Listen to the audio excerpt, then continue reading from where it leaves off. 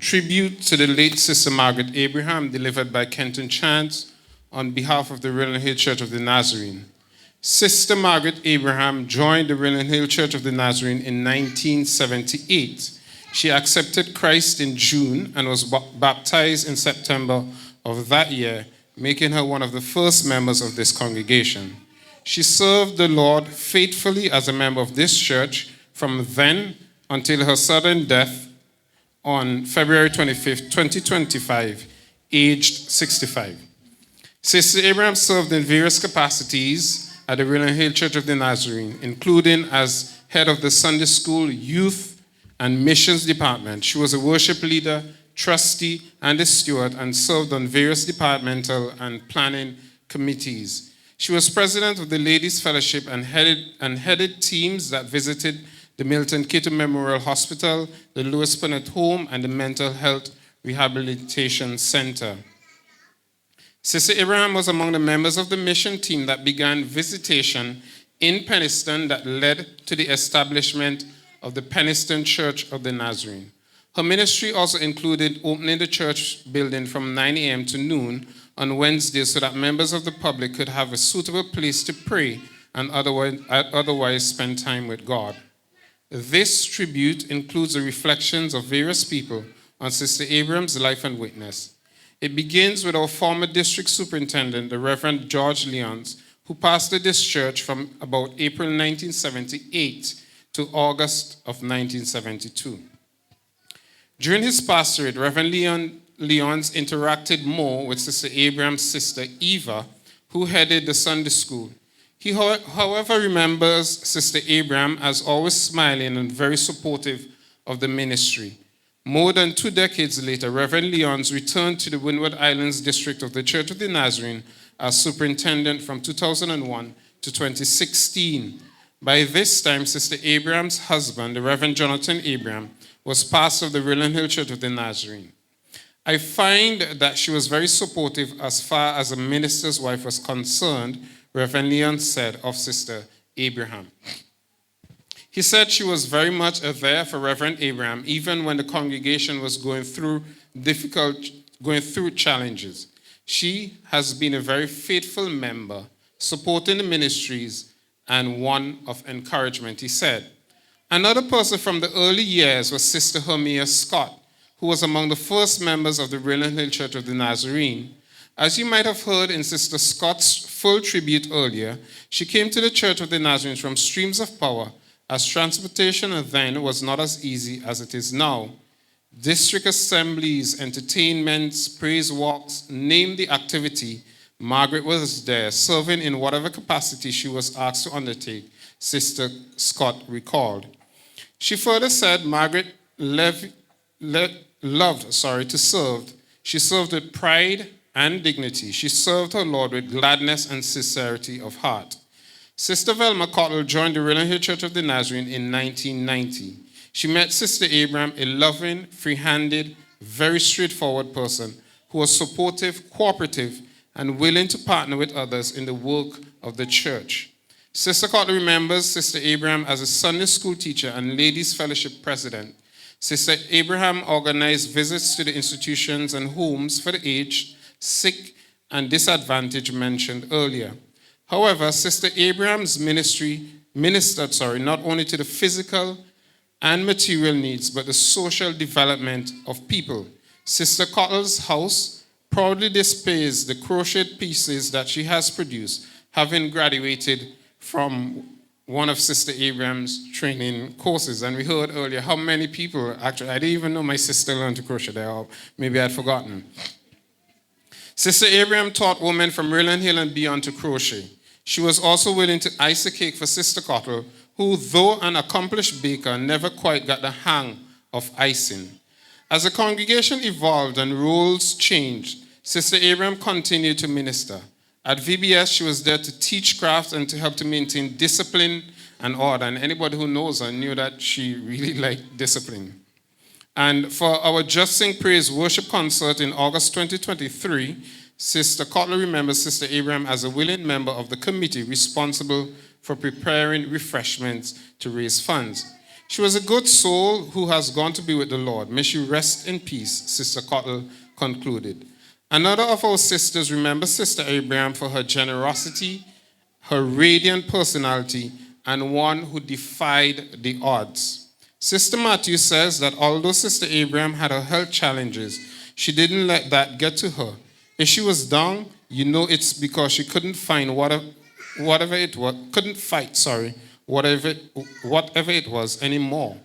But she really had a fighting spirit, and she didn't surrender easily. So I really admire those kinds of things about her, Sister Matthews says. Sister Matthews recalls Sister Abraham's humility in acknowledging when she had fallen short of the mark. She recalls a Sunday morning several years ago when Sister Abraham had gotten agitated before the service because of a particular development. Sister Matthews said she invited Sister Abraham to accompany her, which she did reluctantly, and then they had a talk about the issue. In Sister Matthews' words, the next week, she, Sister Abraham, came to me and she said, Sister Matthews, I want to apologize to you. What you did last week was really right. I lost my way a little bit. The Lord spoke to me after our conversation. I'm thankful to God that you were the one who brought me out and spoke with me. Forgive me. I'm really sorry.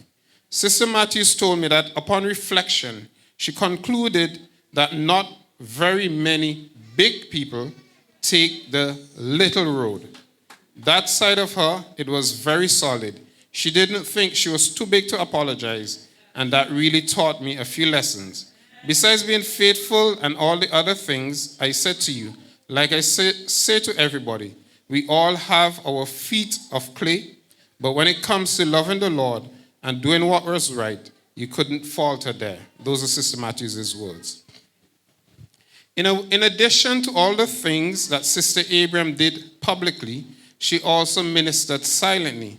Sister Matthews said that she only found out after Sister Abraham's death the role that she played in supporting Sister Harry in compassionate ministries, in visiting people and ministering to their material needs. I'm sure that like Sister Matthews, many of us would be surprised to learn about this. Sister Charmaine Charles Sargent joined the Rillan Hill Church of the Nazarene almost a decade ago, and she said there are many things that she could say about Sister Abraham, whom she described as a very nice person. When I came there the first time, she embraced me, she welcomed me to the church, and she was a very loving, caring, compassionate person. Sister Sharma describes Sister Abraham as passionate about the things of Christ. She'd always encourage you, no matter what the situation you're going through, always encourage you to keep the faith. God is in control. Sister Abraham was a member of Sister Sharma's intercessory prayer group and was a very dedicated person despite her challenges. She never gave up and she kept on trusting in God, and she was a blessing to me, Sister Charmaine said. My wife, Samantha, formally joined the Rillan Hill Church of the Nazarene just under a decade and a half ago. She has fond memories of interacting with Sister Abraham, including her stylish yet modest outfits. Samantha has led me on to a private joke that she and Sister Abraham shared after church one Sunday morning when she asked Samantha for a ride. I'm not going to give the joke. It's private. I joined the Rillan Hill Church of the Nazarene as an 11-year-old boy 32 years ago. And for those of you who are trying to do the maths, I'm 44. Obviously, Sister Abraham was here, and she has been a fixture in this church, not as a decoration, but as a worker. It is interesting the impact the things that we do in the service of Christ can have on others. Permit me this brief reflection. As you might have noticed, we're in the process of renovating our church building. And if I may say, if you feel moved, you can feel free to make a contribution. I ask for it unashamedly. On March 14, we were at the church building as part of this improvement and preparing for this funeral also. Damien McPhee, also known as Black, and I were working together outside. The topic of funerals came up, and the fact that there two funerals of Rillan Hill residents today. That also came up. And before I continue, please permit me to extend condolences to the family of Mr. McNeil, who's also being buried today, I understand. I asked Black which of the funerals he was planning to attend, and he said, Miss Abraham. I suggested that he had made that choice because hers is right here in Rillan, while the other is in Kitals. He agreed that that had influenced his decision, but not significantly. Then he said, yeah, and she used to teach us at Sunday school in youth boy days. And that is the point. Sometimes we can never know how much the things we do in the service of Christ can echo across the ages. We at the Rillan Hill Church of the Nazarene believe in giving honor where it is due and when people are able to appreciate it. Sister Abraham was among the people whom our district was preparing to honor in light of her commitment to God through the Church of the Nazarene. That was not to be. However, 4 years ago, Reverend Jonathan and Sister Margaret Abraham allowed us to honor them as they celebrated their 40th anniversary. Yes, they were married for longer than I have been alive. Back then, our pastor, Reverend Fidel Taylor, said, we are doing this because we want you to know that we love you. He noted that sometimes we love people but do not tell them that. People need to know. They need to hear it. They need to say it. And these are Pastor Taylor's words. So we want you to know that we love you. And we want you to know that you mean a lot to us. And we want to say thank you for being an example for us, Reverend Taylor said, as the Abraham sat right here, joined by their interlocked fingers on their right and left hands, respectively. This is the part I might have to struggle through. Sister Abraham's death struck me like a thunderbolt.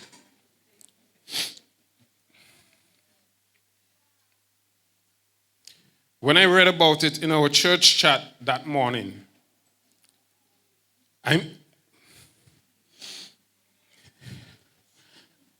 immediately thought about my brother, Muff. His real name is Randy Abraham, and what he must have been going through far from home. The truth is, Reverend Abraham was not the first person who came to my mind. But Randy and I are very good friends. I told my wife this morning that when I was covering the eruption of the volcano in 2021, and it erupted when we were in North Windward, I was very happy that he was the one who was at the wheel. Sister Abraham left us suddenly and quietly.